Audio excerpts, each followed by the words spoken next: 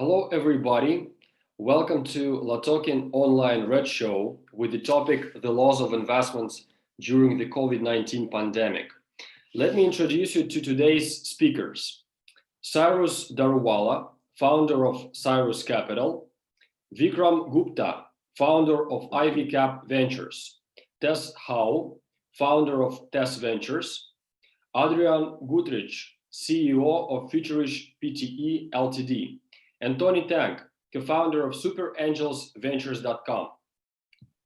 So today we are going to find out startups from what industries are most attractive from the investment potential perspective.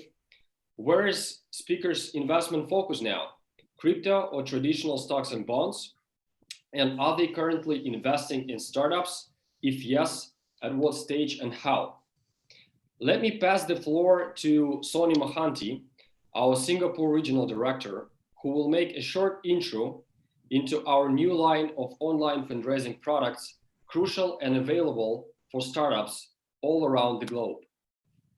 Sony, can you please take the floor and share the presentation with us? Thank you. Thank you very much. Thank you very much for the introduction, Daniela. Now I'm going to share my screen to go through the presentation. So here you go. So can everyone see my screen now? Yes, we do. Oh, okay. Not yet now. It's a bit sensitive. It's okay. Okay. Yeah. Better?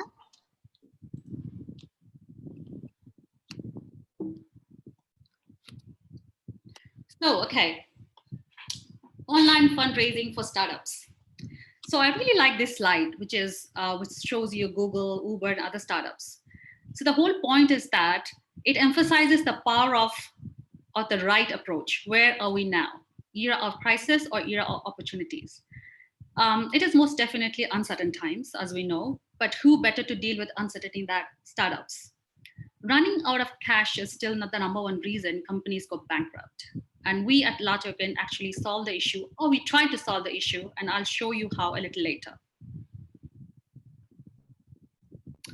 So Latoken Launchpad. Why Latoken? Why us? I'd like to begin with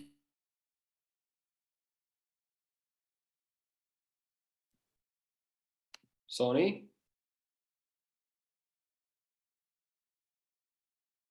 Sony, we can't hear you. Her connection's frozen.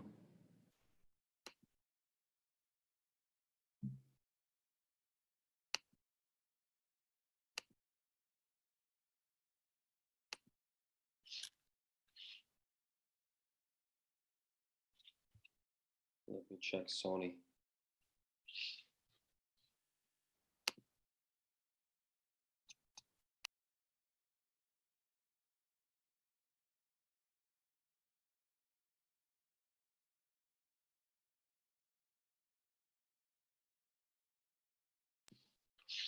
I just called Sony, we're waiting for her. She's joining the call again.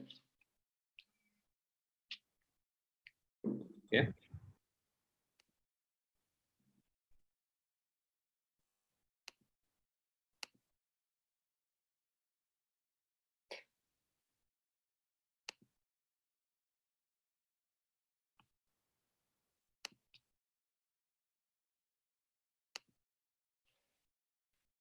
Nadia Nestorova, what do you think if we proceed to panel discussion and we will finalize the today's roadshow with a presentation of Latoken?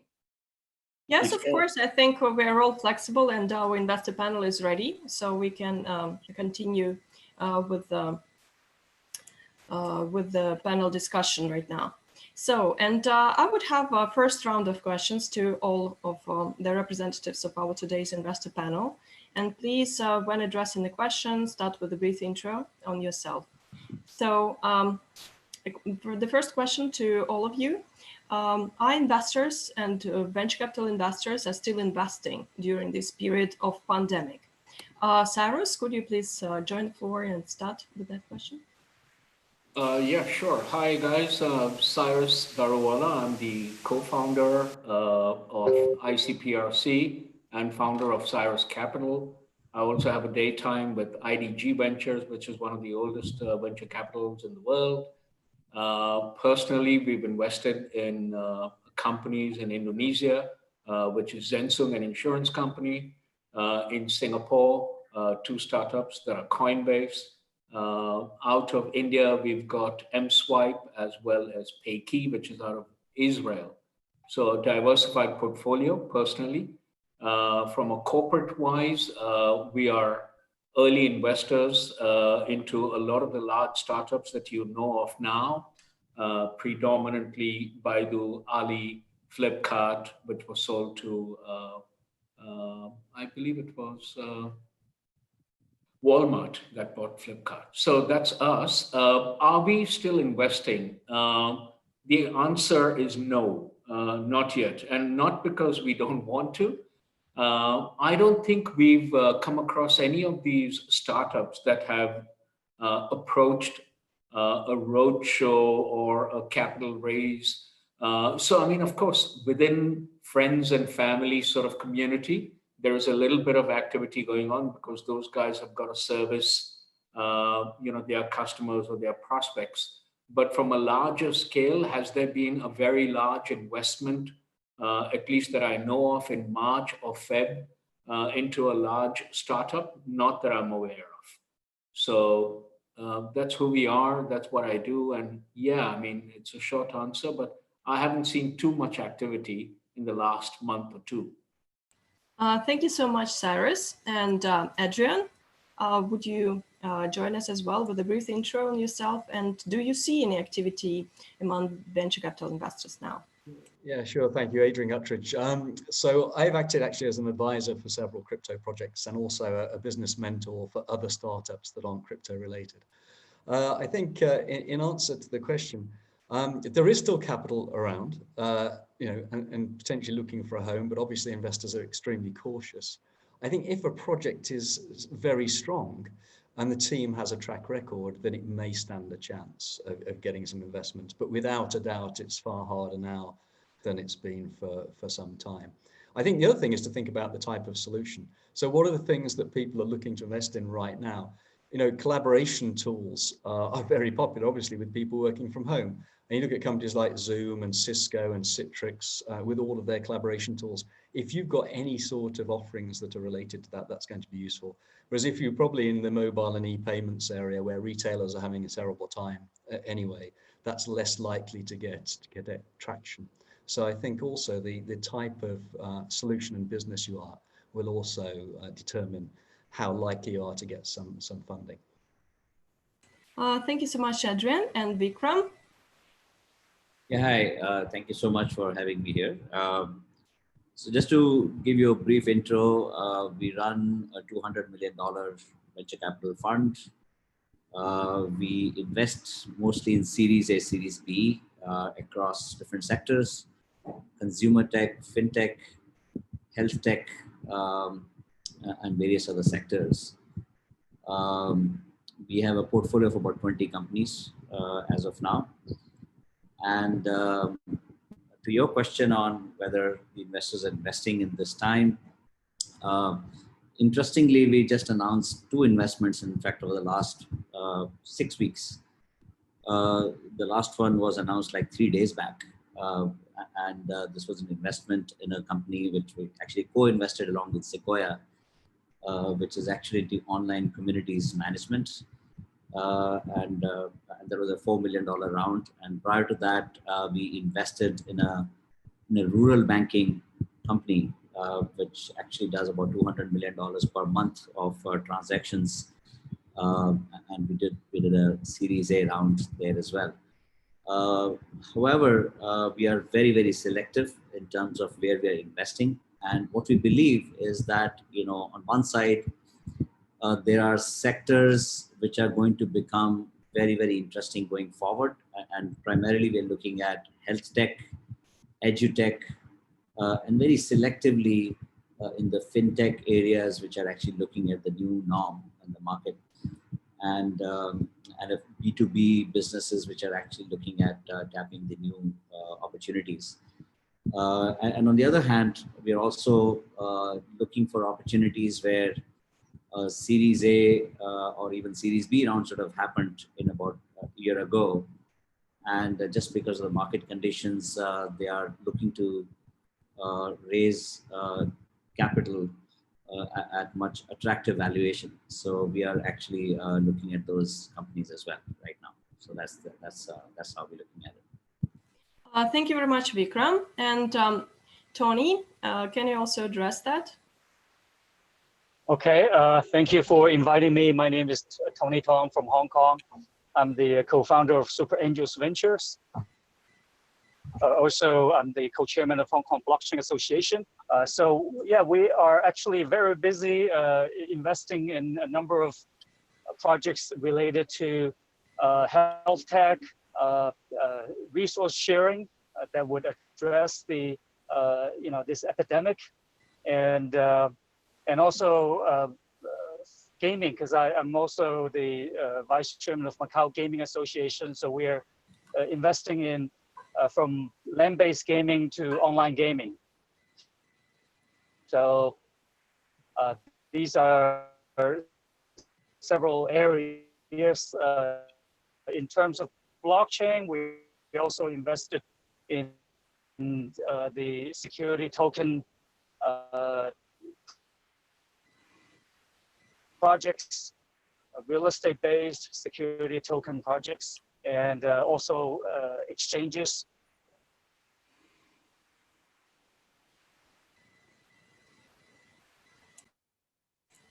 Thank you very much, Tony. And Tess, could you also introduce yourself and answer the question, what companies and founders are you interested in currently?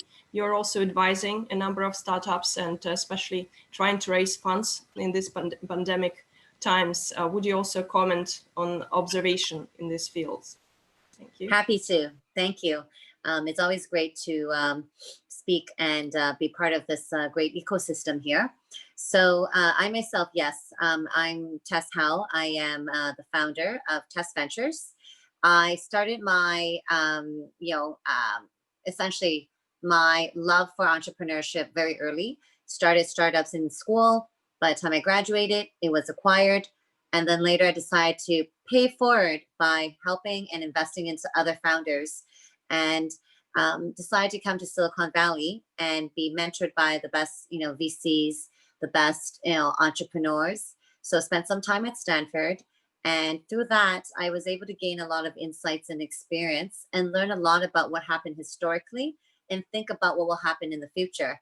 So I really identified at the time in 2011 that emerging market was important. That's why I'm very happy to speak on, here with the other great leaders here of Southeast Asia. And I myself have been investing actively through looking at opportunities in Southeast Asia and also bridging Silicon Valley companies and investors to Southeast Asia.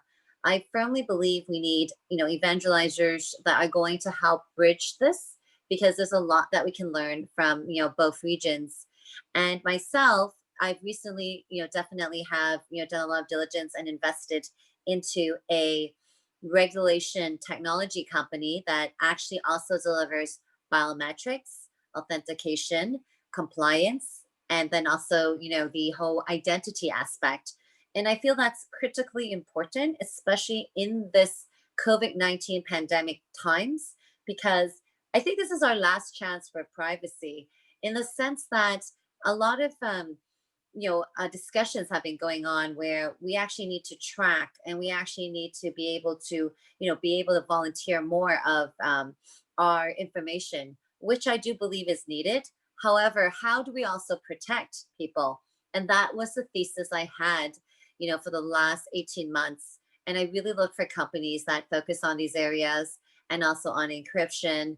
And that's why when I invested into this team, I definitely believe that the founder was, had great expertise. He's a CEO. He had we had a lot of different mutual friends, and that was, great for due diligence. And then also his team was complementary. He's a visionary in this area. And that's why I felt that with this, it was, great to invest into a team. And it's at the early stage investing, which I am. I believe it's all about the founding team.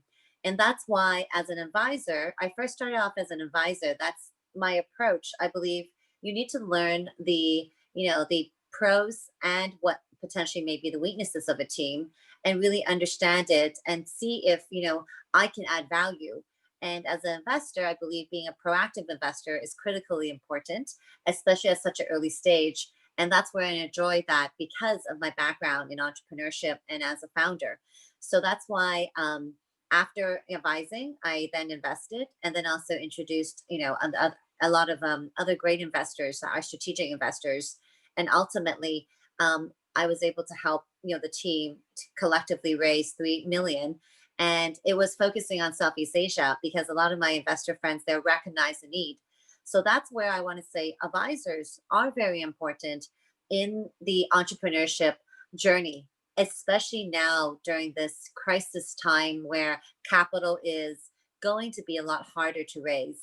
And I feel that, every entrepreneur should, try to utilize their investors and advisors more, or find some strategic advisors, strategic investors. They will help you go through this process of where, there's a lot more challenges in raising capital. So advisors are able to help you introduce and tell you who are the right people that are still investing and still actively going to be able to help you. Also, in that sense, I was also able to help the team also line up a strategic investor that also I helped structure with the founding team a joint venture, and also with helping them capture users and also capture revenue.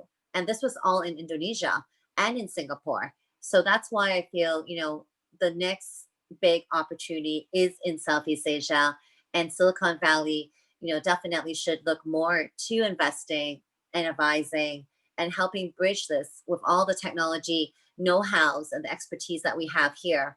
That's why today, right now, I am sitting in California, Palo Alto, and I'm super happy to, and super excited to be on this panel with everyone else here.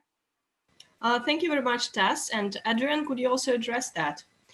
So how advisors could be helpful to the startup community, and what value they could bring, and help in fundraising as well?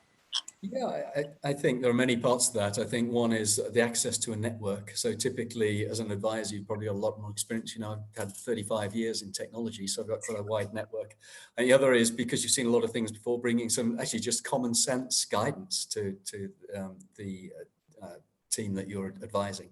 I think that's helpful as well. I think overall, when I'm looking though, what are the sorts of projects that I want to support and get involved with? It's very much, as Tess was saying, but is the team strong? And actually, I have come across a couple where it's a single founder, and that's really tough. Things work much better if there are at least two, so they can bounce ideas off each other. You find there's a far better output, so that's important. And the same thing is, is the business problem they're trying to solve a real one? Often people will come up with a great solution, but actually, is it actually solving a problem that needs to be solved or not? So I think always going back to the base problem is important. The next one is just, is it easy to replicate? Because if it is, then it's very easy for other competitors to come in and steal the space once you've been, one of the early people who can push that. And finally, I'd say, can it scale? So really, I'm looking for projects that can scale up. If they can't scale, then it's going to be really difficult to get the sort of increase in revenue that you're looking for in a business startup. Thank you very much, Adrian. And Vikram, what do you think? What projects are you interested in currently? Yeah, so as I mentioned earlier, there's one is, of course, there are certain sectors which are definitely of more interest as compared to others. And these are mostly tech-based sectors. I talked about health tech is one of the sectors which I believe has huge potential in the current scenario. We're seeing telemedicine, for example, is a very interesting area.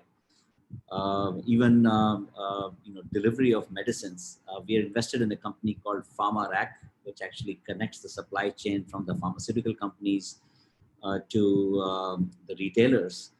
And in the current situation, it's become very relevant. And we're looking for such projects which have the potential to really leverage from the situation today where the people are not coming out of their homes. They don't want to touch things. They don't want, they want social distancing. And, part of this psychology is going to continue for a while. So we're looking at such opportunities.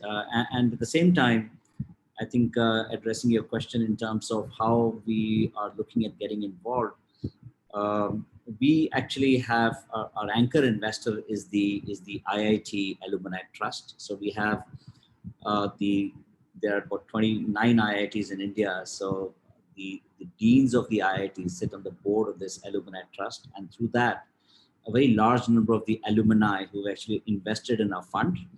And because of that, we have access to a very large pool of resources around the world who actually get involved in advising our portfolio companies and also in helping bring investment potential investment companies.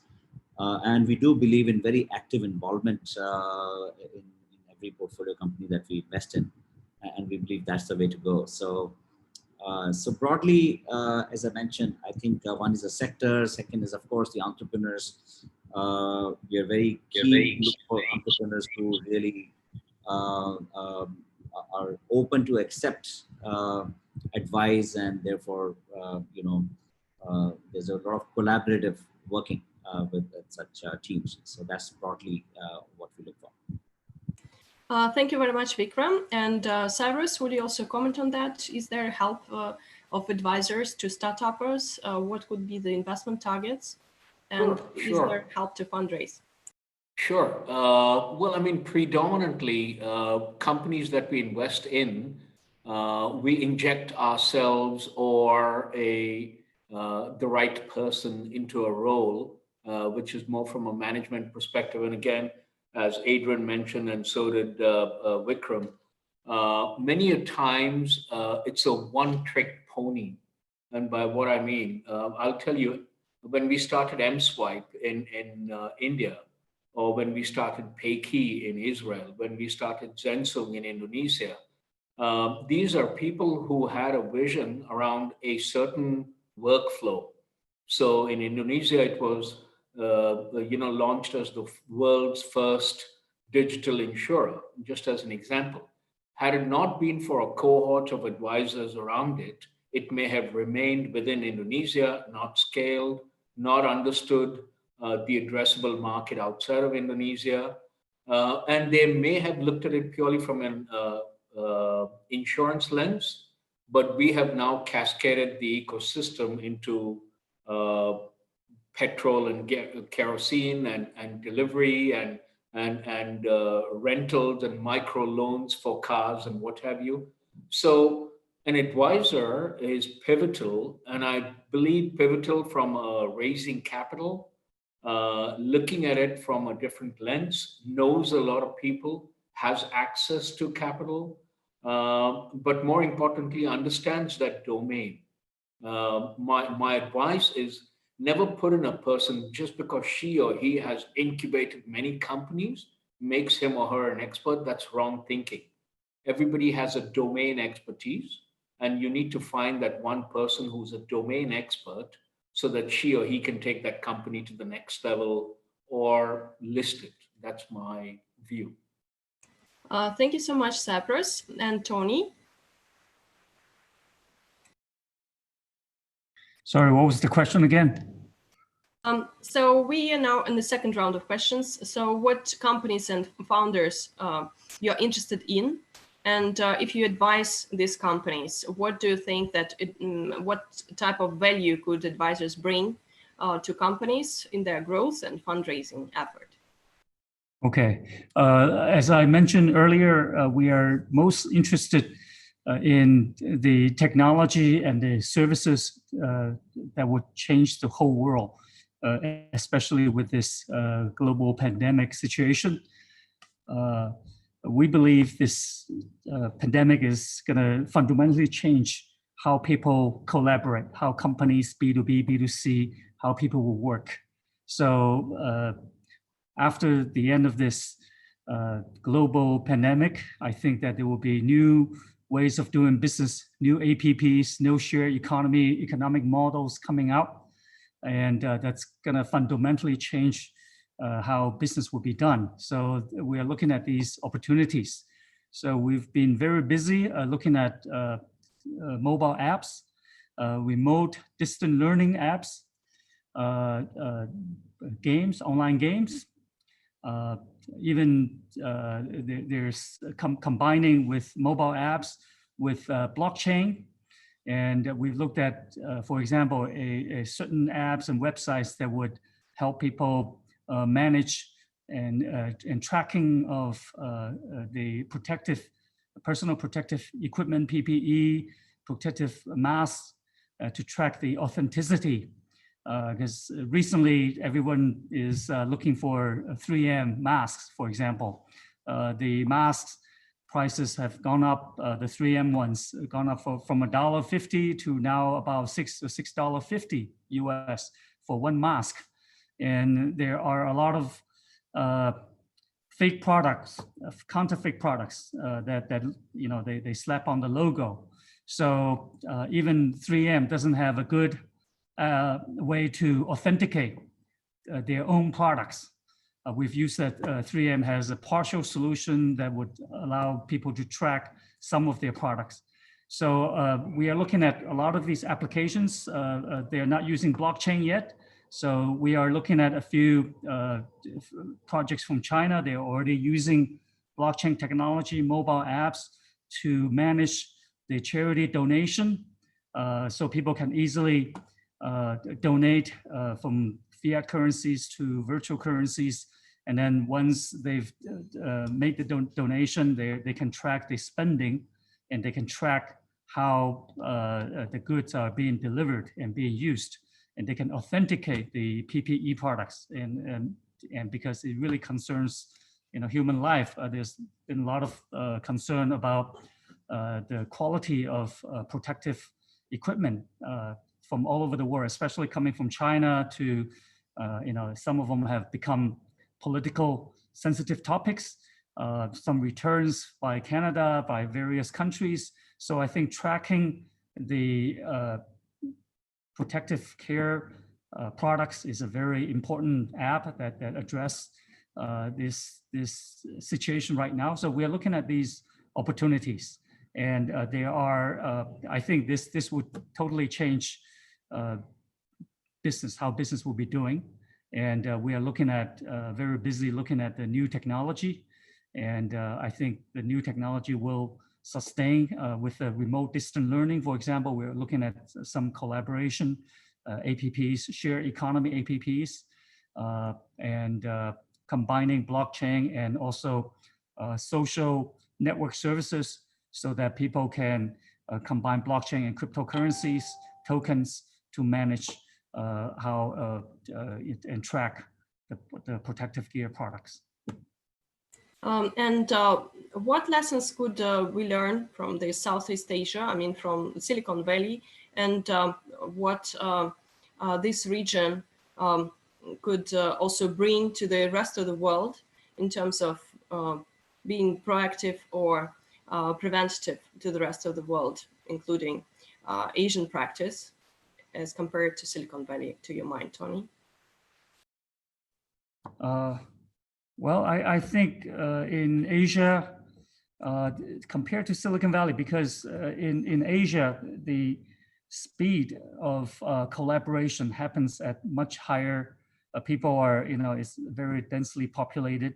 So I think that opportunities are much bigger here than elsewhere. So living in Hong Kong, although that it's impossible to travel now without 2 weeks of isolation, but I believe we are in the center of everything because the world sees the need for very affordable products coming from China, and China is supplying a lot of products, and there are quality issues, there are tracking issues, there are counterfeit problems as well. So there are a lot of solutions to improve this. And the other thing is, previously people may have a lot of other interests, and right now I think it's all about personal health and saving lives. So how to make sure the medicine, the virus test kits that are produced properly, how do you track that they are managed and distributed properly? So these are all life and death questions. Ventilators, China is producing the majority of the ventilators for the world. The protective masks, China is also supplying, more than 70 or 80% of all the world's masks.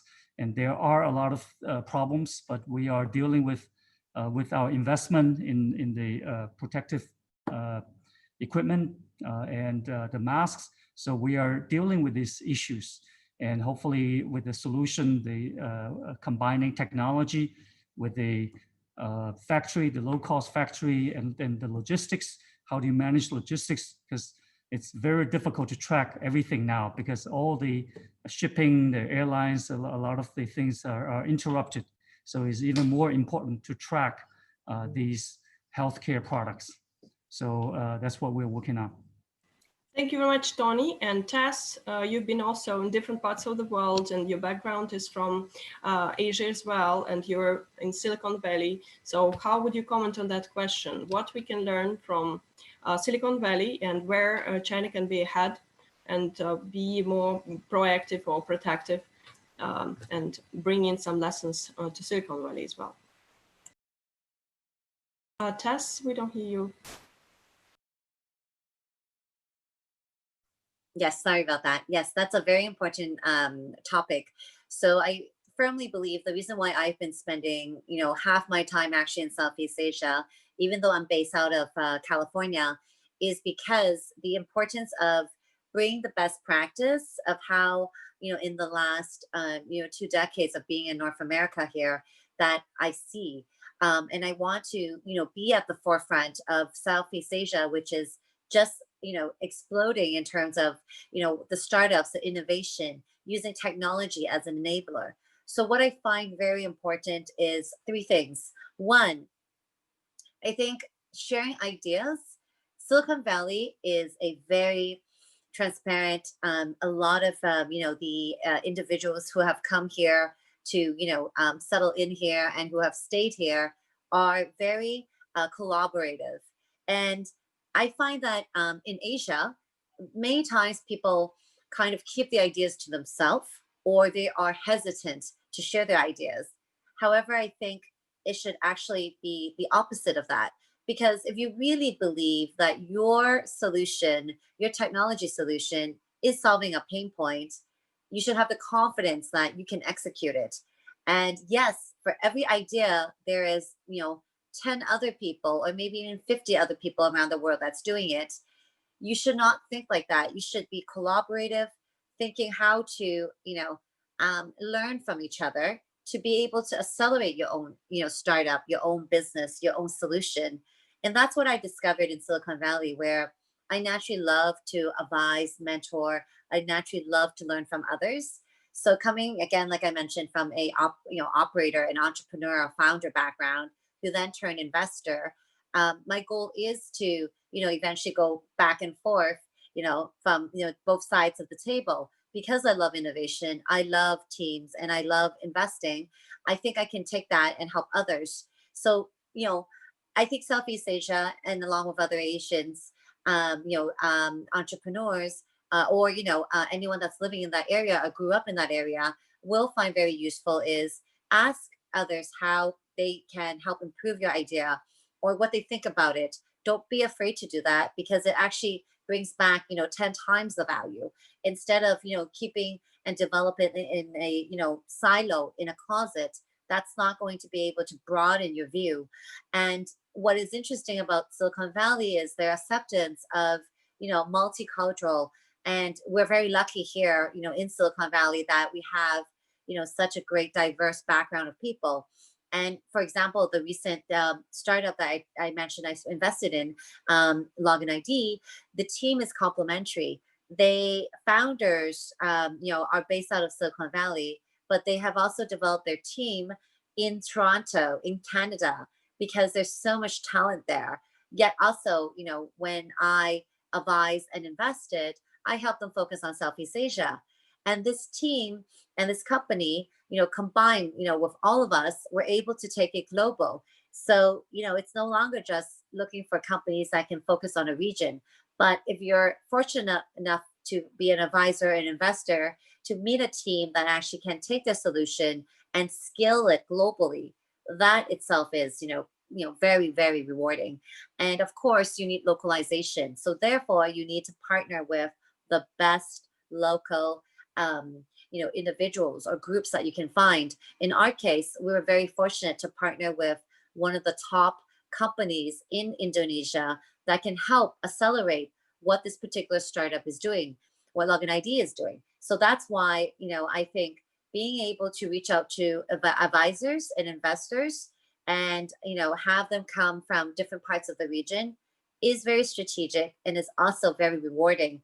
Because if one region is set back or there's, some market risk, you can look to, other investors that can actually, and advisors can help tap into their network. So I think that with COVID-19, it has taught us, a very, very important lesson is to think global, because COVID-19 is not regional. It's actually a global problem. So if, technology can, oftentimes they're, focused regionally, but if they can focus, and have the scalability, I think that's important. The last thing is scalability.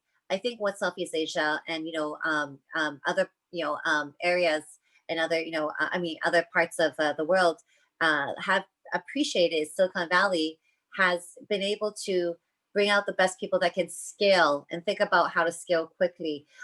Southeast Asia has an advantage of having, huge population base.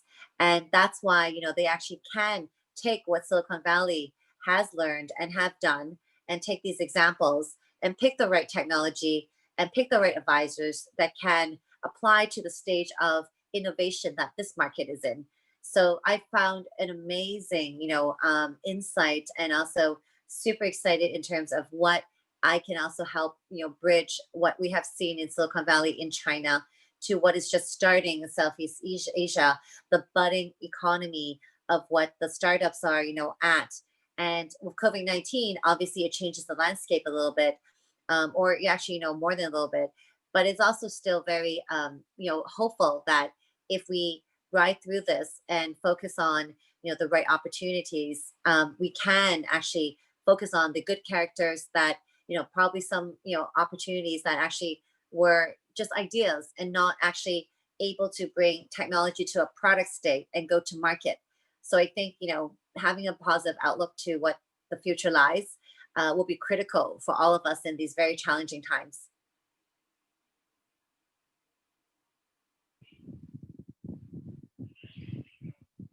Nadia, are you on mute?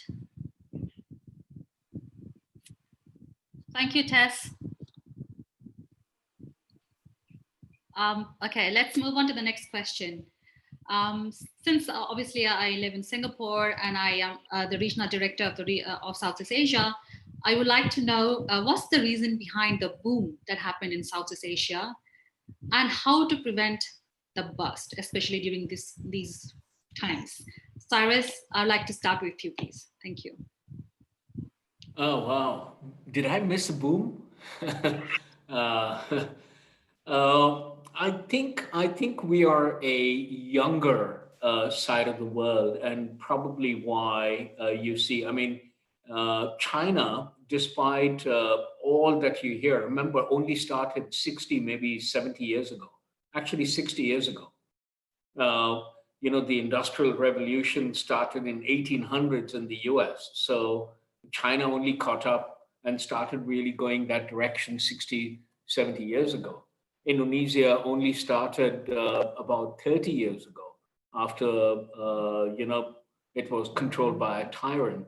India started industrial and manufacturing. So this side of the world, I think, is younger, and hence the propensity to grow is longer and bigger.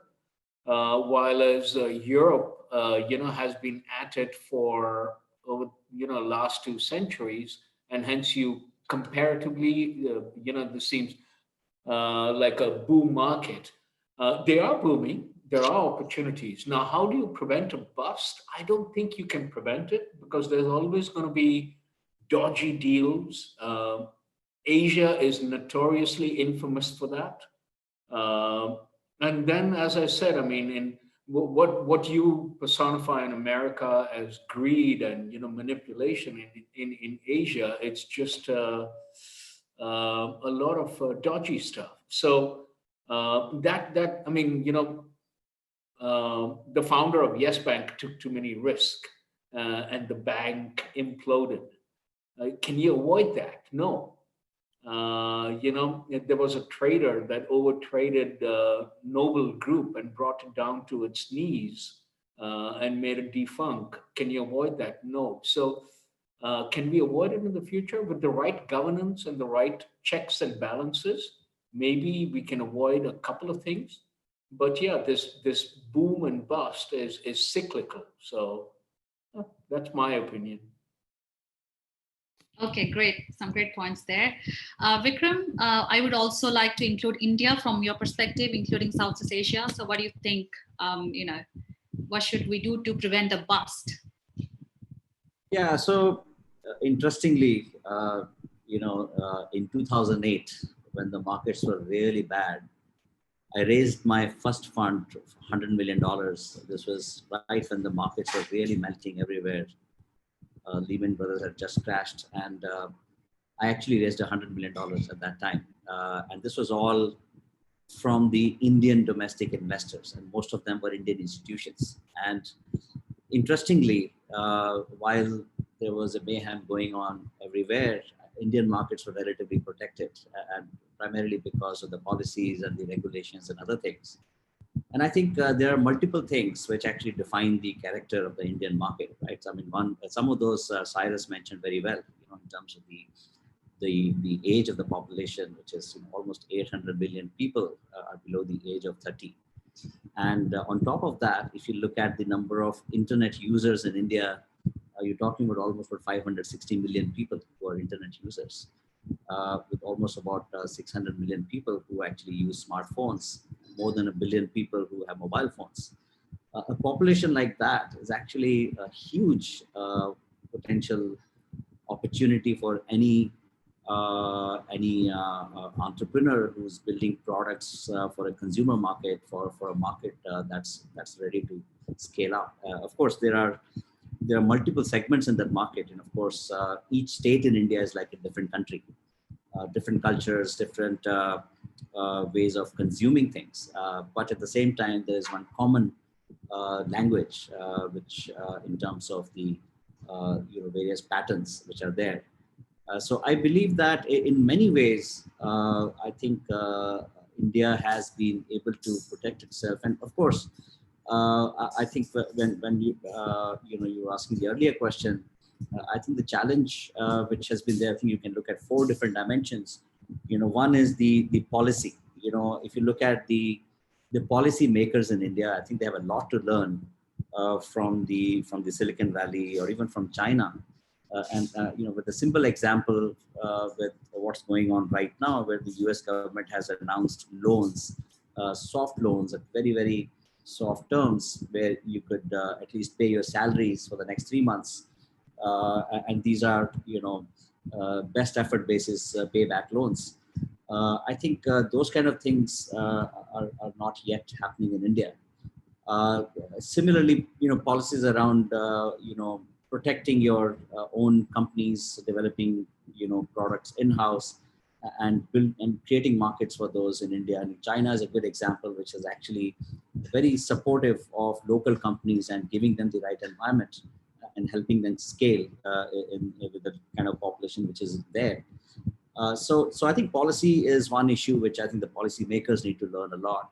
And then there are 2 dimensions of the product itself and the technology. I think there's a lot to learn in India, where the focus on creating your own IP, and I think part of the reason India is lagging behind on that is because there is very little funding when it comes to product innovation. And I think that is something which I personally have taken a goal for myself. I, in fact, was instrumental in setting up India's first endowment fund with IIT Delhi, which was launched last year in October by the President of India. And things like those. I mean, unless you create an early stage capital, which is more in form of grants and high risk capital, it becomes very difficult to focus on product innovation. And then the third is the consumer markets and how you really define and target those consumer markets. And the fourth, the last point there is the talent, which I think Tess was also talking about earlier.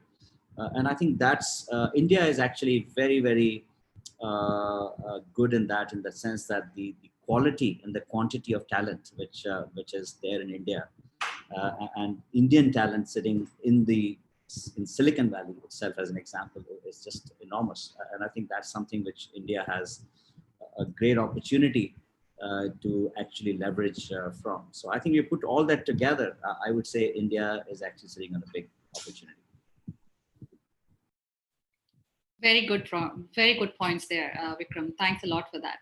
So moving on, in continuation of that question, why do you think it's important that Southeast Asia, India bridge back to Silicon Valley, and Silicon Valley's role in making the region accelerate its innovation? I'd like to have Tess answer this question because she's been in both regions.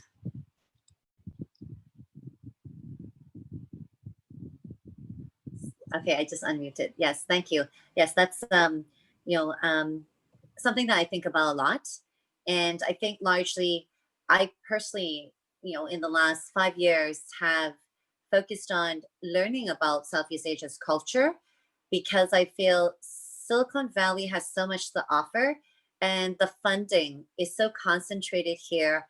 I really was very excited when about 10 years ago, lots of VC funds was announcing that they will be focusing on international, investments and partnering with different investors, and essentially building the brand globally.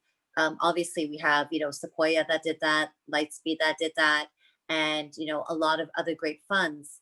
And why I would say certain VC funds have handled this COVID-19 well is, for example, obviously, Sequoia was able to learn from their Chinese arm of what, Sequoia was seeing in their portfolio in December and understanding what they were facing in China. And that gave them an edge here.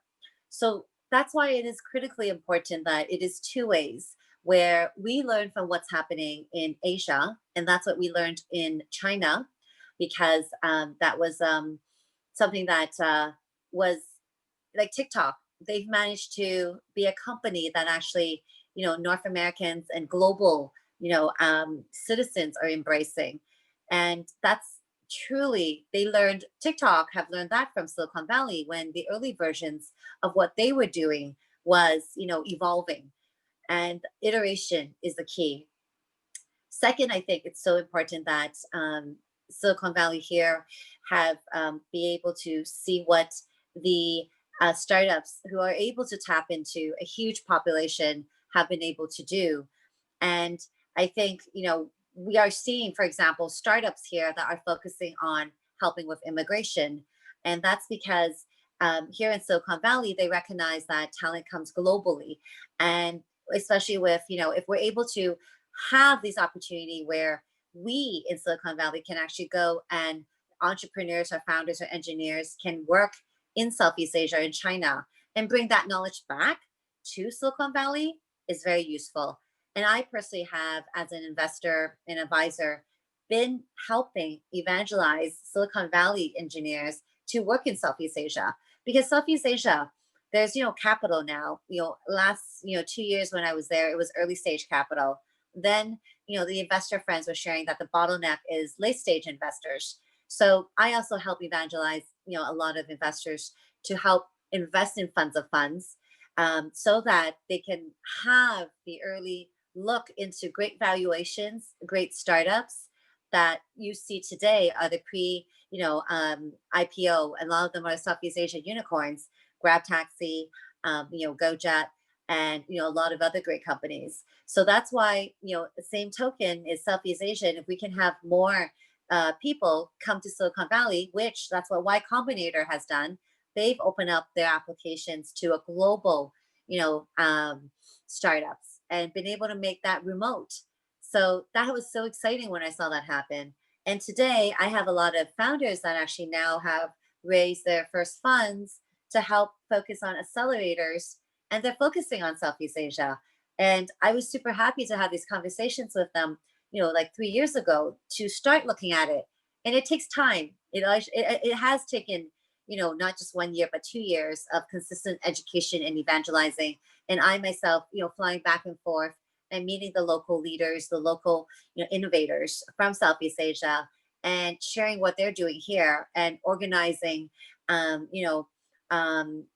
groups to come here and us to go there. So I'm super happy.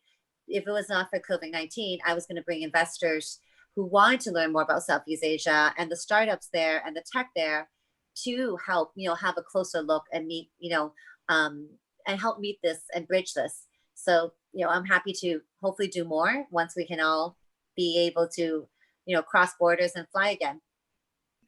Sure, look forward to those days. Move on quickly to Cyrus. What do you think, why it is important to bridge back Southeast Asia or Asia in general to the Silicon Valley, especially during COVID-19? Well, I think Tess covered most of it. Again, we only just started. We became investors and institutional investors into startups 10 years ago, 15 years ago. While as IDG Capital was formed in MIT in Boston exactly 55 years ago. So that's visionary, as I call it. The ICPRC was set up 25 years ago, So there's a lot to learn. They've gone through the cycles. They've seen, and some of the more sort of, institutionalized people who've been through 12, 15 investments and exits. So they have a repository of knowledge that they can share with us. Raising capital, honestly, I think is the easiest out of the lot.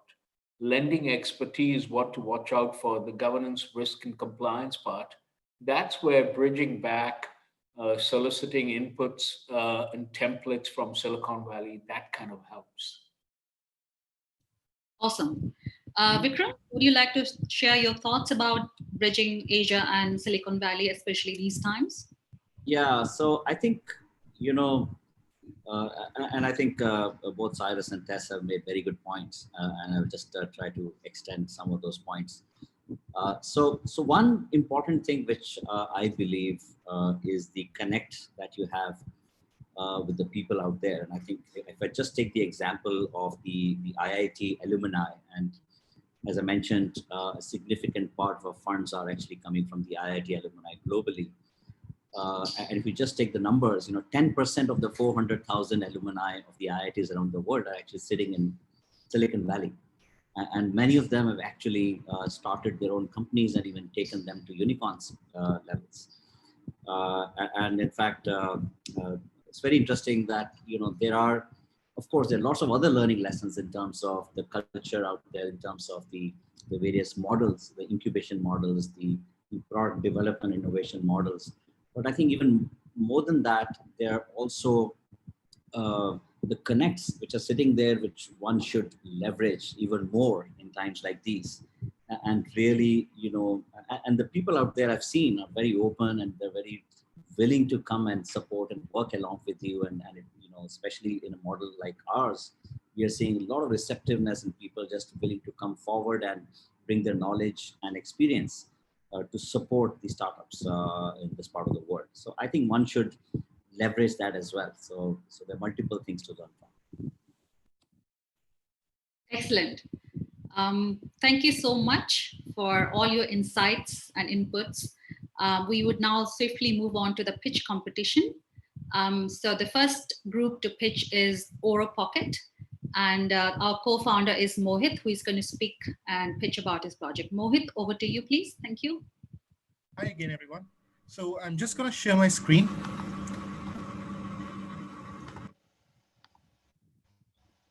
Can you guys see it?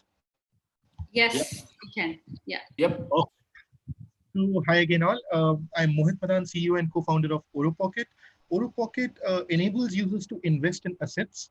And then we have tools built on top of it using which users can actually use their assets as money. Now we're gonna talk more about it in detail. But first I'd like to talk to you about the current market situation. So see, economies all around the globe are slowing down. Banks, as Cyrus mentioned, even the Yes Bank failed, PMC failing.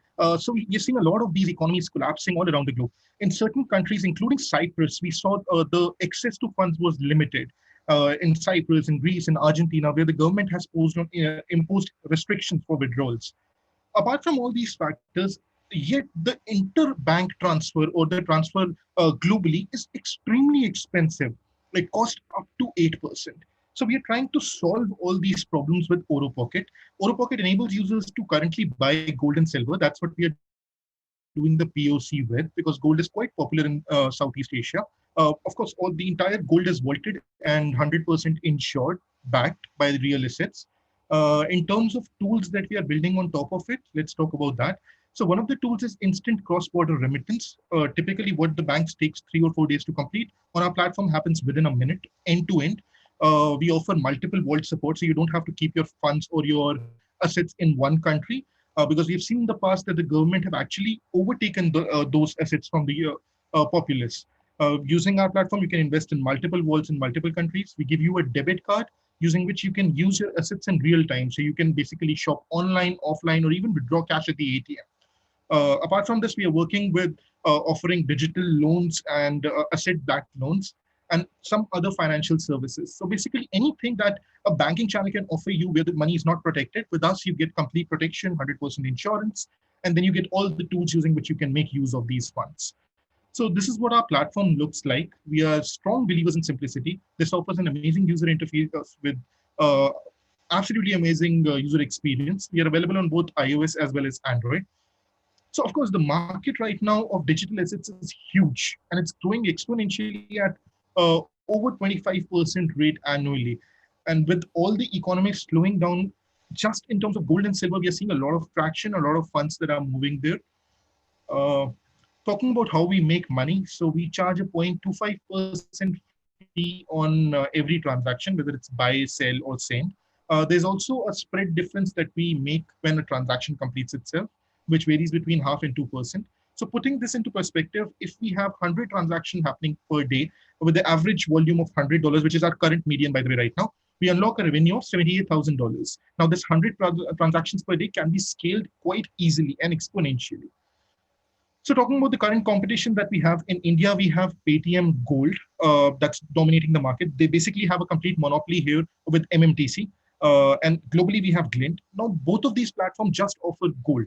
We are doing our POC with gold and silver, and we intend to add more asset classes. We'll also add the asset classes which are still out of the reach of a normal user, a normal populace, and are only available to the top 1% of 1%.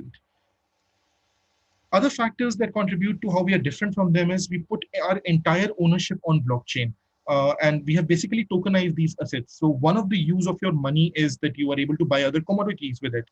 With this, you are able to actually set up a secondary market. So not only are you able to use your assets just like money, you're able to trade it as well. We are inclusive and globally accessible. We offer multiple assets. We are completely transparent.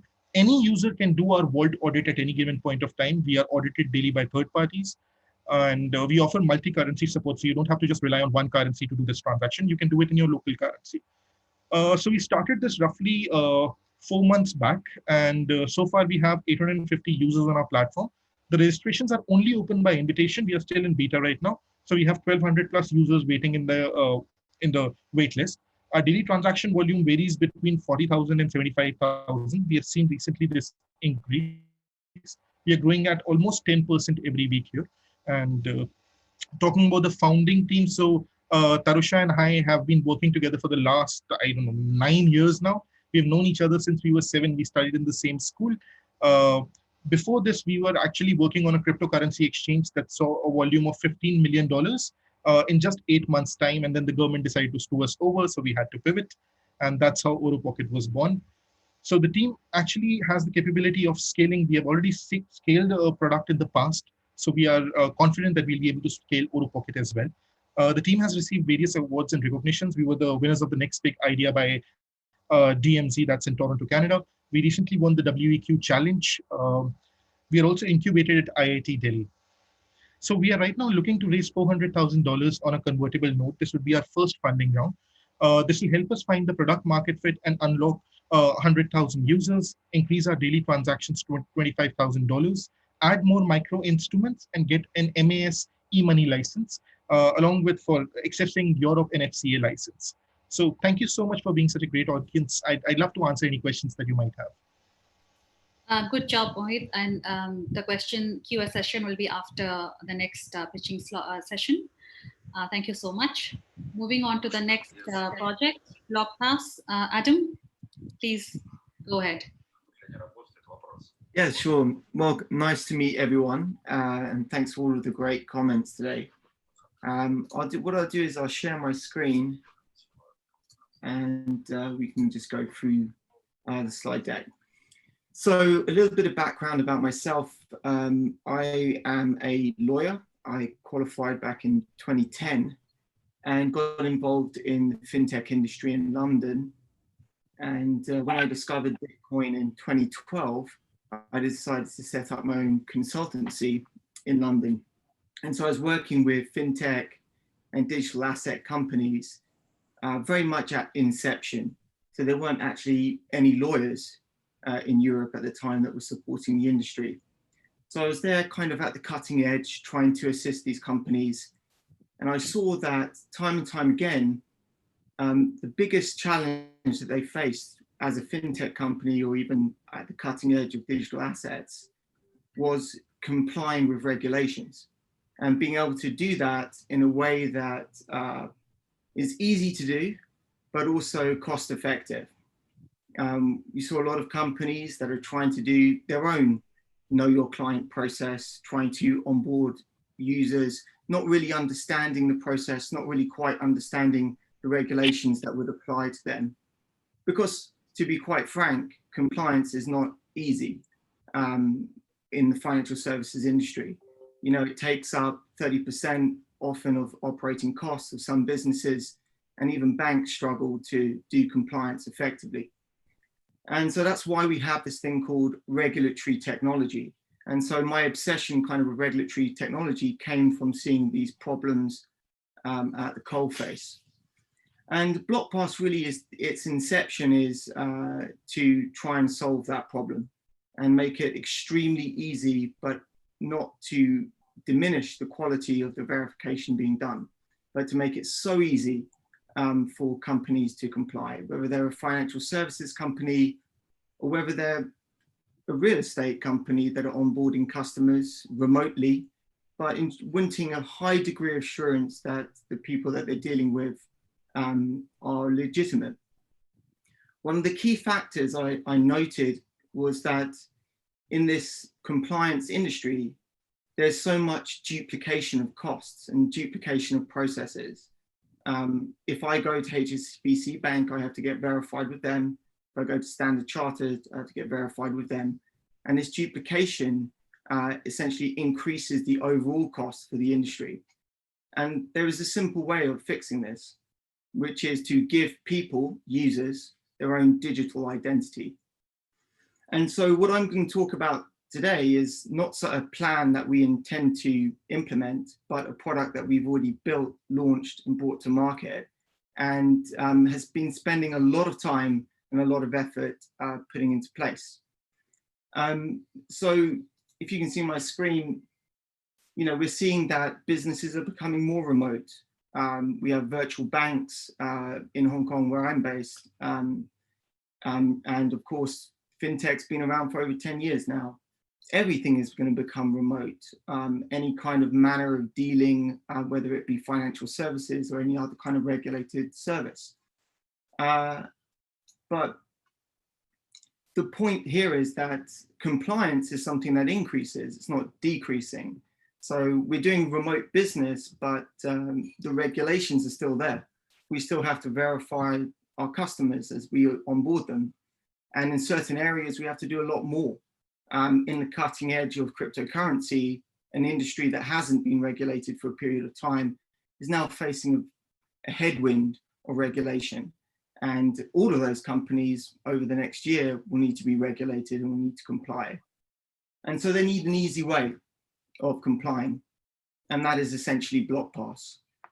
With BlockPass, all they need to do is go to our website, create an account, takes less than a minute, and generate a button which they put on their own website, or it's a link that they can just share by email to someone. And once they have done that, they can configure that button to say what level of verification they want to undertake on their users. And then the users that click on the button, they can either with their mobile phone, download the application, scan the QR code if it's remote, and then complete their verification process, which includes identity document verification, face match verification, checking it's the same person, that they're really present and that they are who they say they are, conducting an AML screening, including sanctions list and all the rest of it, and proof of address, which is notoriously difficult. And then, like the merchant, the financial service provider doesn't even have to think about that. It's all done in the background by us. The user goes through this process. Once they've gone through the process and they have been approved, the data is then sent to the merchant. And then the merchant simply logs in, they can see the data there, and they can onboard that user. It can be done automatically, or it can be done manually if they want to review the data. And it can be done web-based and phone-based. So a user can download the application, or they can simply through the web form go through the process. So I guess a way of thinking of it is like PayPal, but for identity verification. But once you've created the account with BlockPass, you don't need to do it again. You don't need to do this verification every single time you're signing up with a service provider, etc. Of course, periodically, you will need to.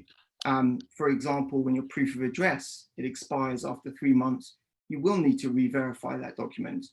Or for example, when your passport expires, you will need to verify that document.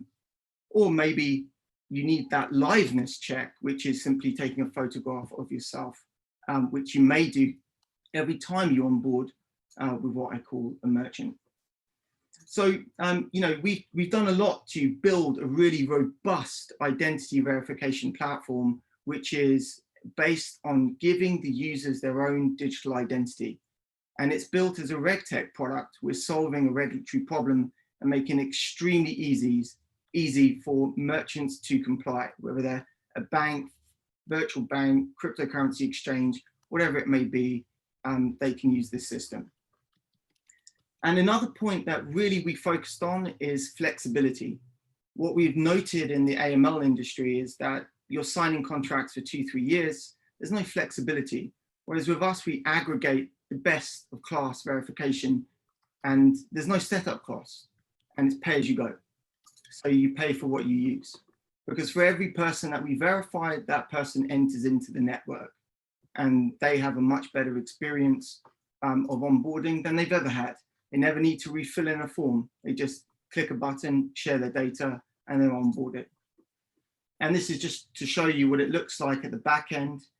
We have an API. Of course, they don't have to use this back-end system, and they can install it on their own premises if they want the data directly to go into their server. Just to give you just an overview of the back-end system. Now, what's the secret sauce of BlockPass?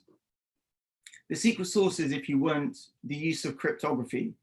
And we've worked with, initially when we started the project, we created a research lab that specializes in zero knowledge cryptography in Edinburgh, and it's led by this gentleman, Professor Bill Buchanan. So we've got some deep tech underpinning the system, which gives a high degree of assurance that the data has been verified, and that if you were to change that data, if you want the seal surrounding the data would break. And so it means you have this reliability on the data that's being reshared every time. And it's foolproof, so to speak, because it's backed up by cryptography. And as I explained, this is not just a KYC app. This is an identity system. We spent a whole year and a half, 2 years building the fundamentals of an identity system upon which the first application is KYC. So what we offer is the ability to generate your own certificates. So for example, one of the things that you could do if you're a hospital is to generate COVID-19 certificates to prove that someone had it but now doesn't have it, and things like that. Or you could prove that company documents, for example, are in fact correct. In other words, this is an extendable identity platform. It's not just a KYC app. You have 1 minute to go. Thank you. Yeah, and so we've done some integrations. Some of the integrations are with token issuance platforms. Some of the integrations are directly with wallets through our API and SDK. And to give you an idea of the partners, our first client was Bitfinex last year. And we worked with them on successful token issuance projects. And we're working with a number of merchants. Every day we have roughly about 2 merchants that create accounts on our system. And yeah, we're based in Hong Kong. Our development team is in Vietnam, and our legal counsel is in the UK. And yeah, we're ready to go. And we've been running for over 2 years now. We have roughly about 15,000 verified users in our network. Overall, about 50,000 in the broader network, including by email, etc. And so we're looking to expand that network and looking for great partners that want to use this product. Thank you very much for your time. Thanks. Yeah. So let's move on to the judges. Let's start with Adrian. Yeah, sure. Can Shall I you go? feedback on both the projects? You can start with Oropocket first and then BlockPass. Okay, great. So Oropocket. The first one was just, is there a minimum transaction size? So no, so you can invest as little as 1 cent, 1 paisa, depending on whichever country you are in. So that's the minimum transaction. And that's actually good because then you can do micro transactions within the platform. So if it were to collaborate with a gaming company, you would be able to do it instantly. Okay, good. And I did write this question down before Adam went, but it was about KYC and AML, bizarrely. Do you need to do those sorts of checks for the customers coming on there? Yes, we do need to do, and it's extremely expensive, and we are definitely going to use BlockPass. Yeah, you need to connect you two guys together. Okay, that's great. Thanks, Mohit, for that. And moving on to BlockPass. Tell me, how does this differ, Adam, from things like Comply Advantage and Jumio, which I've come across before to do those sorts of checks? Yeah, well, we're not trying to reinvent the wheel. Comply Advantage, they're good friends of mine. I've known them ever since they started back in 2013. We use Comply Advantage. So if you wouldn't, when you send the data to BlockPass, we connect with Comply Advantage where they deliver the result on that person together with the ongoing monitoring on that person, which we deliver to the user in the form of this digital certificate, which I gave a little bit of an overview on. And then as that user progresses in the system, if their name comes up on a sanctions list 6 months later, then we'll send a ping to the merchants that are affected, including the user. So we leverage what is already there. We're not trying to reinvent certainly the best of class that already exists in identity verification. Okay, and the second question, you had IBL on one of your slides. Does that mean that BlockPass is part of Infinity Blockchain Labs? And are you 100% owned by them, or how does that work? No, not at all. It was a joint venture to start with IBL, and we have other partners involved in BlockPass. But the project from inception, I've worked with the guys at IBL for a long time and presented to them this vision, and then we worked together to build the first product. But yes, it was initial joint venture. Right, so it's collaboration rather than an ownership. Okay, great, thank you. That's all the questions from me. Thanks, Sunny. Excellent. Moving on to Tony. Would you like to give your feedback about Oropocket and BlockPass? Thank you. I think these are two very good projects. Thank you for bringing them to me. My whole team is here. Adam, since you're in Hong Kong, we should catch up and explore business opportunities. For our friend Mohit, right? You're from India, right? Yeah, we are also interested in, because there's a lot of interest in gold trading in Hong Kong. So we're interested in your product and how it can extend to Hong Kong or Macau. That's where our coverage is. So I think that there will be an interest for potential joint venture or investment for the local presence. We try to bring the best ideas from all over the world.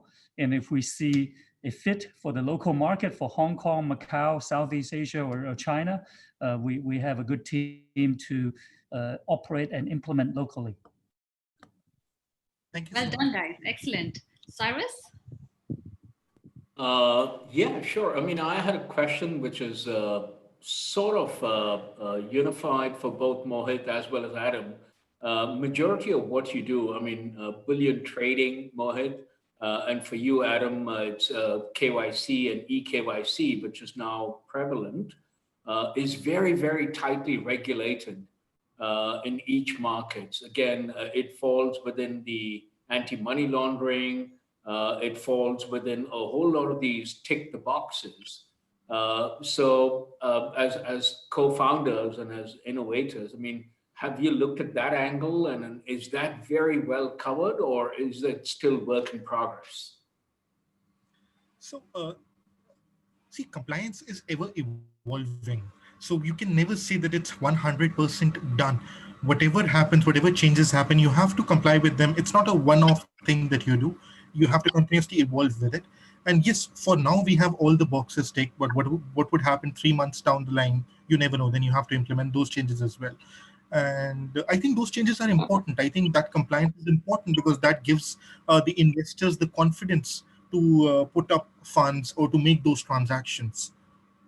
So Mohit, you've done some sort of validation with the RBI and Adam with HKMI, and they have kind of pre-approved, or they said, look, this is a peripheral service, and hence it does not infringe within what the banks do. I mean, is that what you're saying? I mean, it's okay by the regulators? I mean, from my point of view, first of all, we are not doing anything that is unusual. Banks are already doing electronic verification to onboard their users. We are not changing that. We are not saying to banks, you don't need to do KYC, or you don't need to do to receive the data even. They receive the data, they do it in the normal way. But the difference is they don't waste that verification. That verification that's been done can be reused continuously. But what is backing that? It's cryptography. So I don't consider that to be an innovation. I consider that to be a slight evolution on how this business practice, transitions from this repetitive process to one that's a much more of a seamless process. So I think there's, for example, we use OnFido for identity document verification. They're best in class, frankly, in the world to do that thing, that particular thing. And OnFido are part of the sandbox with HKMA. So, we're leveraging what's already there and already accepted. So we don't really view it to be that, we're trying to introduce a completely new way of doing things. So in India specifically, we don't have a regulatory framework for bullion trading. Just in this year's financial budget, was it announced that they'll be setting up one in Gate, Gujarat. What we have right now in place is collaboration with the banks. Like, for example, we have a collaboration with ICICI Bank, with State Bank of Mauritius to issue these debit cards. So typically we are relying on them to be able to offer that service, and then we are passing on those cards to our users. With them, we are keeping a reserve of funds, which every time a transaction happens gets deducted, and everything else happens in the background. So essentially, if you have that debit card, you'd be spending it, your gold is getting deducted, but at the end there are two things happening. Gold is getting sold in the bullion market, and the money from our account is getting deducted whenever you swipe that card. Okay, thank you. Vikram, would you like to give your feedback? Yeah, I think both of these projects are quite good. I must say this seem to be pretty much there's a gap where they are targeting. My question to Mohit is, I think you showed your competition landscape, and I was wondering.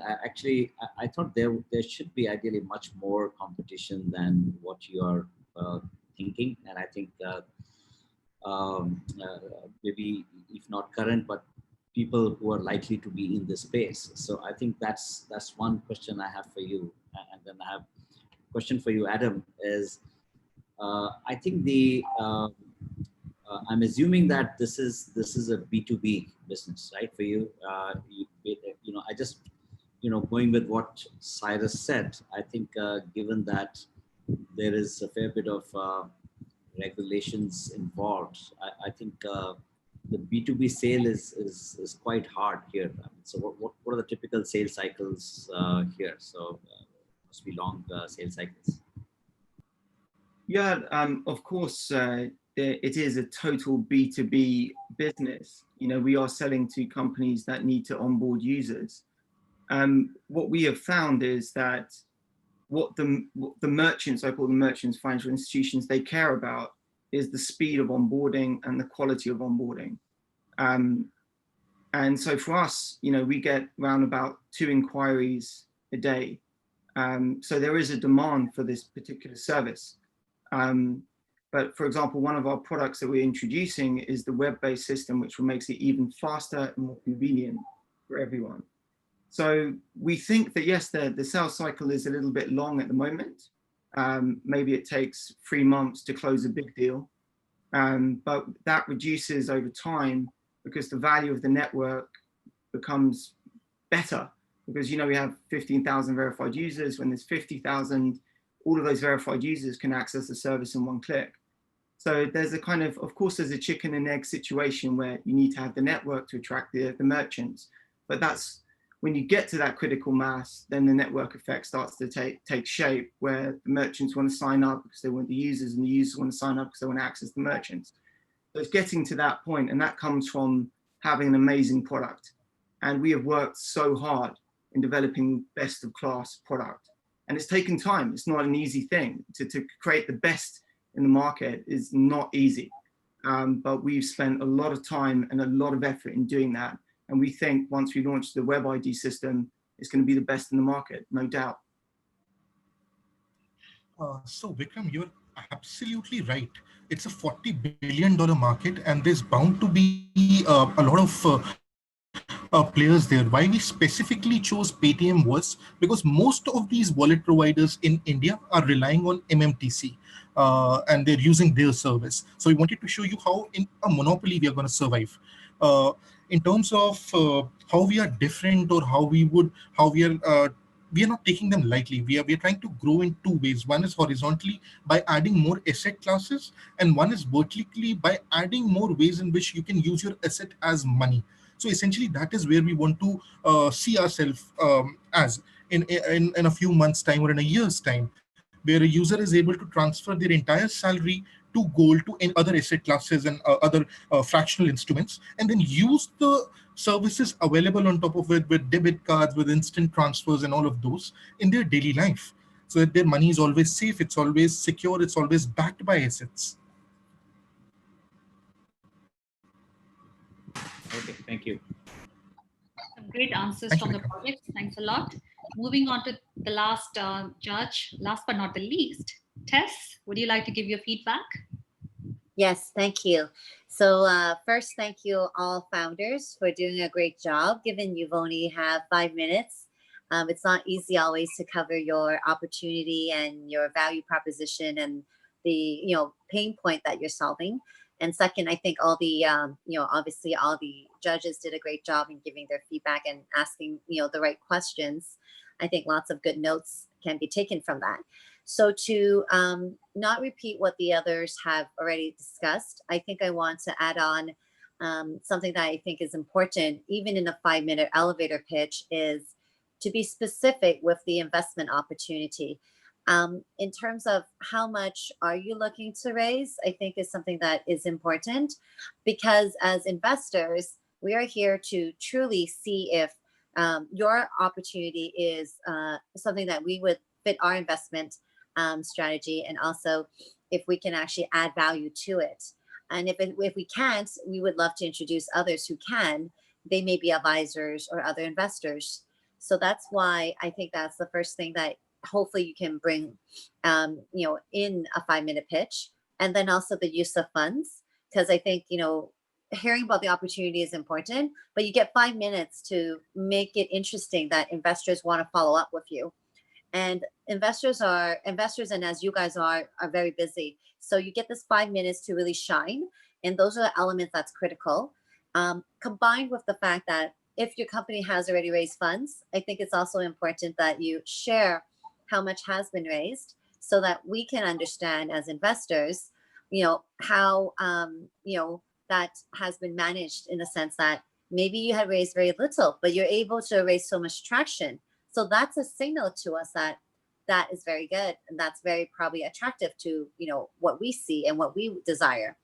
Second is, I think it's also very important that if you can mention, if there's any notable investors that already invested, because why that's important is they will strategically be able to help bring value and help do some of the heavy lifting with you. So maybe if, the teams can speak about some of those, that would be good.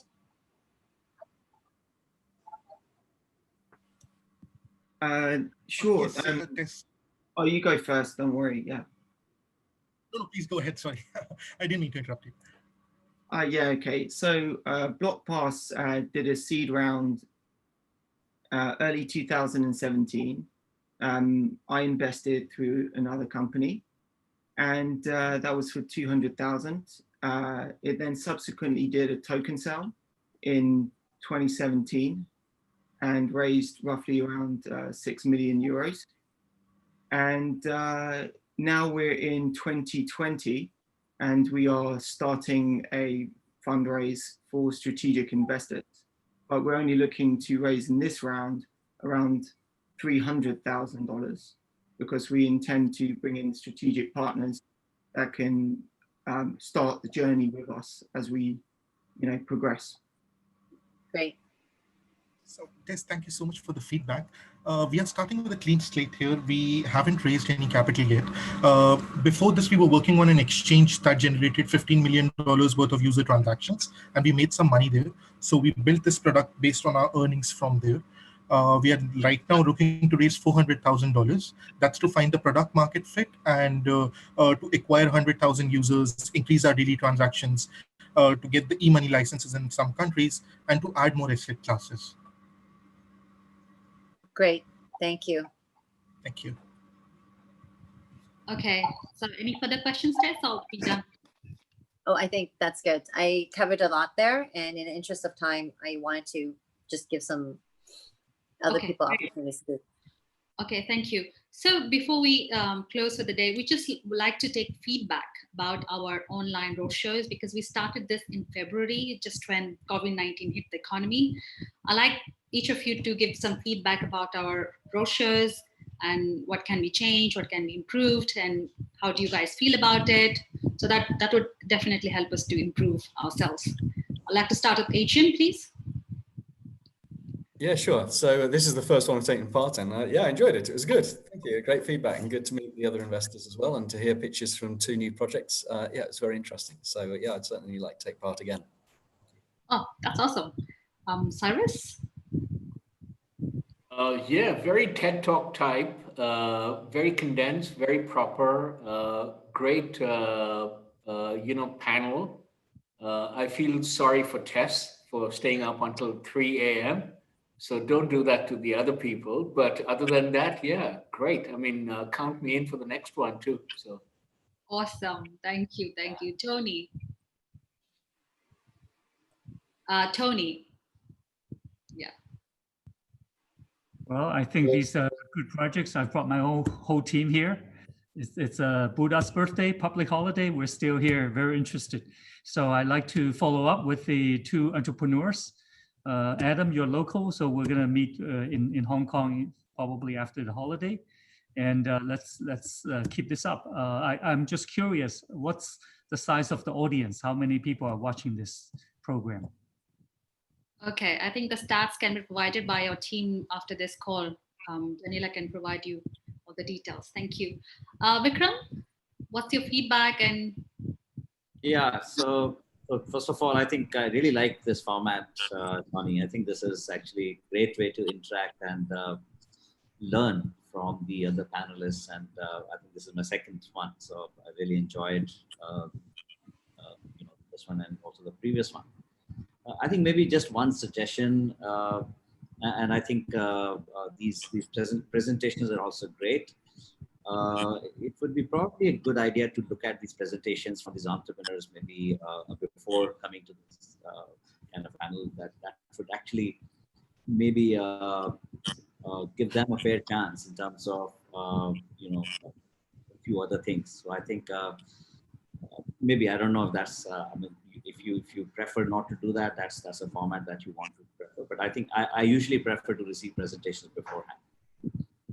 actually, that's a very good point, which is considering they just have a few minutes and probably it's not easy for you to go over their project and have a full understanding to give the feedback. Even that's a very valid point. Yeah, sure, we'll take that. I concur with Vikram. I think that will give them a little bit more airtime, and I think we can go through it and kind of either ask more questions or be very direct. So it'll help them too.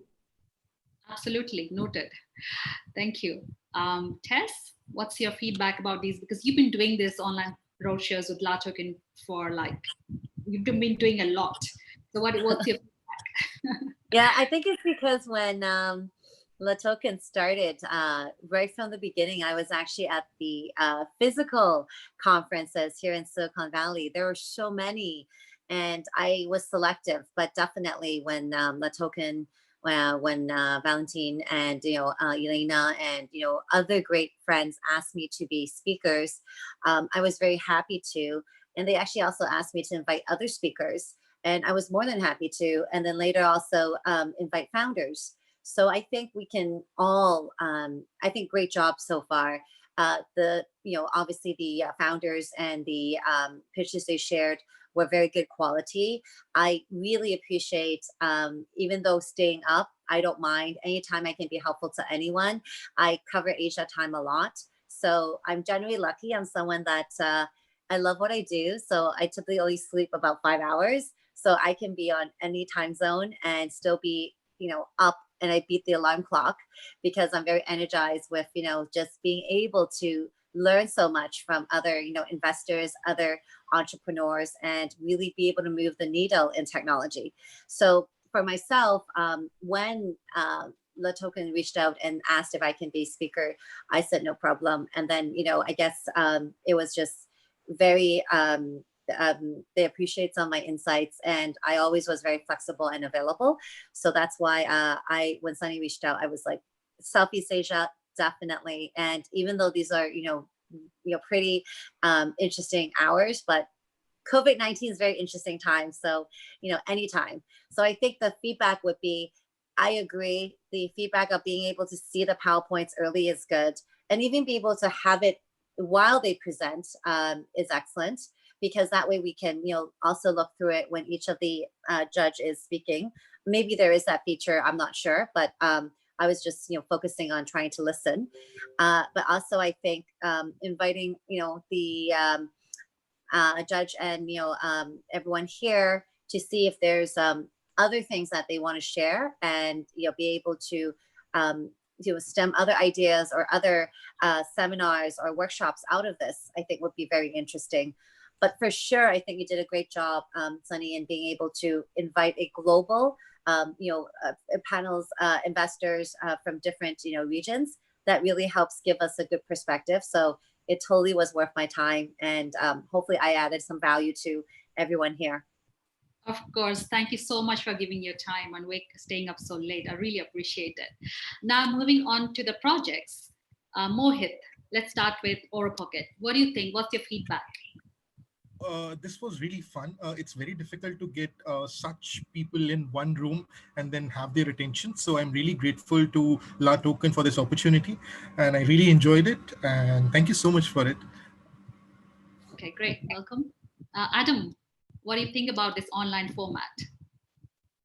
Yeah, I mean, it's pretty wonderful to be able to sit in your house and learn so much. So I really appreciate it. And it's amazing that you can be so global just from an internet connection and just carry out business as usual and learn so much from everyone. So I really appreciate the opportunity. Thank you, Sonny. Okay, welcome. So yeah, so basically, thank you all. Thank you for your feedback and inputs. That's really nice.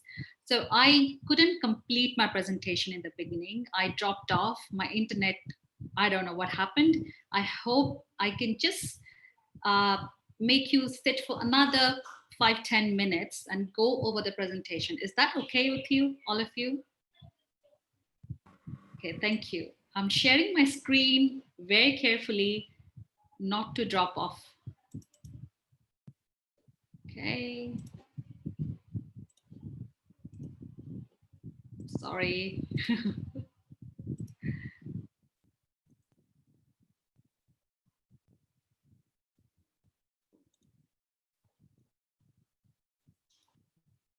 I just want to let you know that we are getting ready for our next online Hong Kong Blockchain Association, Hong Kong Blockchain Academy's webinar.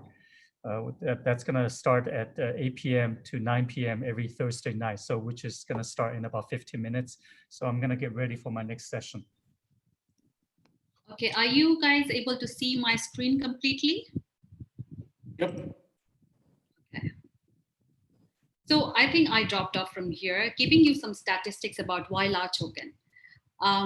So it all started 2 years ago when Latoken raised 18 million in ICO to build a global digital exchange. As you know, we are an exchange. Since then, we have grown to be the top 10% of the digital exchanges by liquidity in the world. It's according to CoinMarketCap, and the largest launchpad for IEOs, according to ICO Bench. How did we get there? Let me give you some vital stats that will help you understand why we are where we are. We have done 150 plus IOs since 2017 and listed 400 plus tokens. This brought us more than 500,000 registered users and monthly website traffic of 3 million visits. A couple of points about our global footprint, and we are going to talk about it in more detail a bit later. Latoken organizes and promotes Blockchain Economic Forum, which is what we did across the world throughout the year. Events that gather entrepreneurs, investors, industry leaders, and renowned public speakers. Thanks to those events, we have built a network of 80 billion plus AUM, 100 plus VC firms, angel investors, and family offices, which allows entrepreneurs and startups to raise around 900 million through their participation in and sponsorship of the Blockchain Economic Forum. Okay, slide 5. The largest crypto fundraising platform for new tokens. Okay, let's talk details here and let's talk some numbers. As I've said, ICO Bench rates Latoken as far the largest launchpad for new tokens. In fact, we are 15% as big here as the number 2 competitor and 68% as big as the number 3. That shows you the importance that blockchain and crypto have attained in terms of offering startups and entrepreneurs a new way to raise funds. And Latoken rides that wave big time. In fact, we have provided this fundraising opportunities to 54 projects from all around the globe by August 2019. Only therefore, we have collected a substantial expertise in the fundraising process, starting from projects' in-depth audit and ending with providing projects with investments advices to increase their chances of hitting their fundraising targets. Let's move on to the next slide and highlight the points that are crucial for fundraising.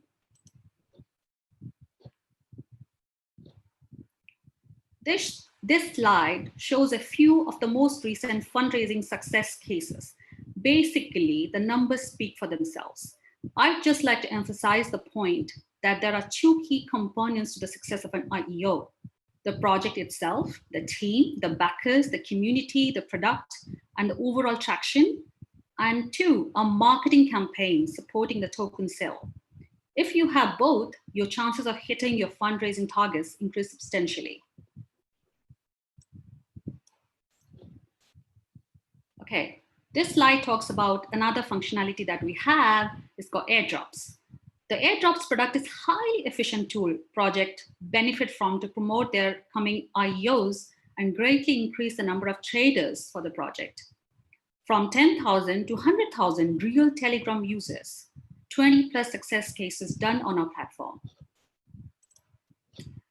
Okay, slide 8 talks about Latoken VCTV widget, which we have just launched. A recently launched Latoken VCTV widget broadcasts our today's roadshows to 15,000 viewers via a trading terminal, Latoken landing page, and crowdfunding section.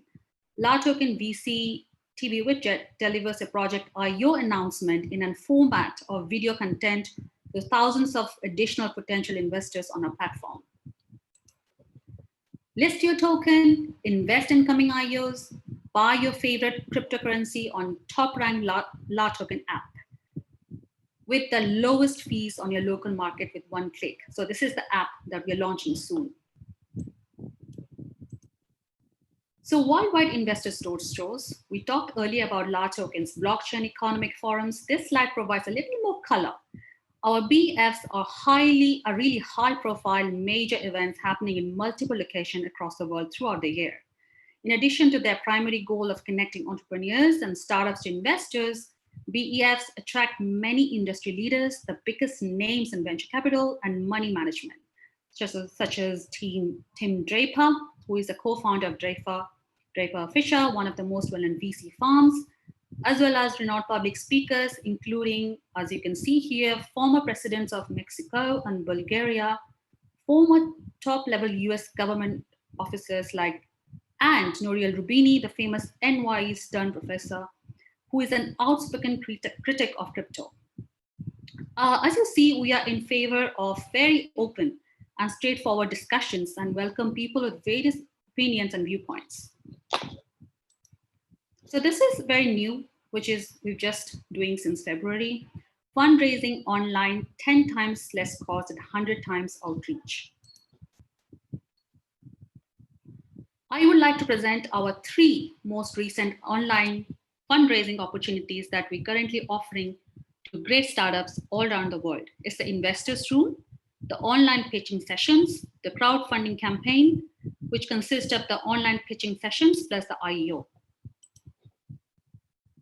What is Investors Room all about? There are 3 simple steps. Create your landing page on Latoken and get visible to 500,000 plus potential investors and 3 million plus new coming visitors on Latoken website. That is your visit card to investor pool. Present your project with Latoken team of investment experts in your own video streaming room. We reserve the slot for you in video streaming room so that you can test your pitching to Latoken investment experts and get instant feedback on your presentation to make sure that you are 100% ready to pitch in front of VC funds. Get shortlisted to present your project in front of selected investors. You uploaded your project's white paper and pitch deck to virtual data room. You receive the feedback from our investment experts, and we start to plan your project's pitching date. You get selected to pitch in front of Latoken community and elite investor panel. Online pitching sessions that we experienced just now. We are currently offering a great crowdfunding method in the global pandemic scenario. Online fundraising pitch sessions in front of investors with 80 billion plus AUM. Here is the value that your project receives. Reaching a worldwide investors community of 500K plus, no cross-border travel expenses and issues, flexible scheduling, and you get marketing support, instant equity sale. Entrepreneurs and startups have already raised 900 million by the participation in and sponsorship of Blockchain Economic Forum.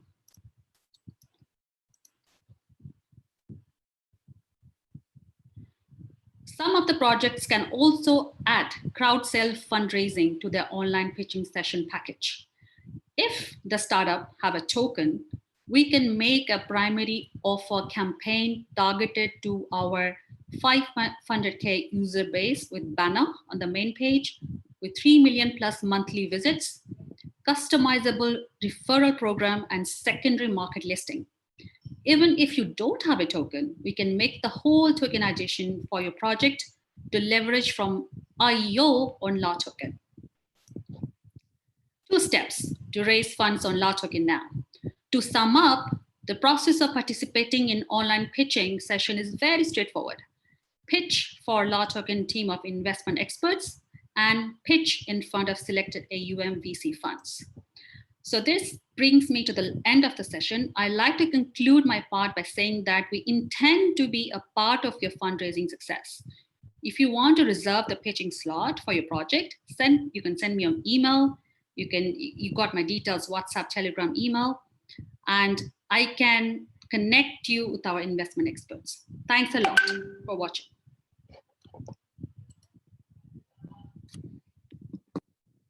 Thank you. Thank you. That was great. Thank you for a lot for going through my presentation. I'd like to pass the floor now, my colleague Daniela, who is going to speak few words before we end this session. Thank you. Thank you, Sony. I would like to say thank you to all speakers joining our panel today. We're always glad and excited to hear your ideas on where this space flies to, because we're obviously in the same boat. Thank you, Nadia and Sony, for such an incredible work that you did today as well. For the ones who watch this panel now on the Latoken platform and our YouTube channel, I would like to remind you that if you represent a promising and strong project, being at the fundraising stage of your business path, and you intend to become part of one of our coming pitching session or set up your crowdfunding campaign with Latoken to present your project to the world and investors, contact our Latoken Regional Director, Sony Mohanty, and she will guide you through the further process. Thank you, everybody. Looking forward to seeing you at our next online roadshow. I wish you a very good day. Thank you for being a part of such a great day. Thank you all. Thank you. Take care. Bye. Bye-bye. Bye. Thank you very much. Thank you. Thank you. Yep. Bye.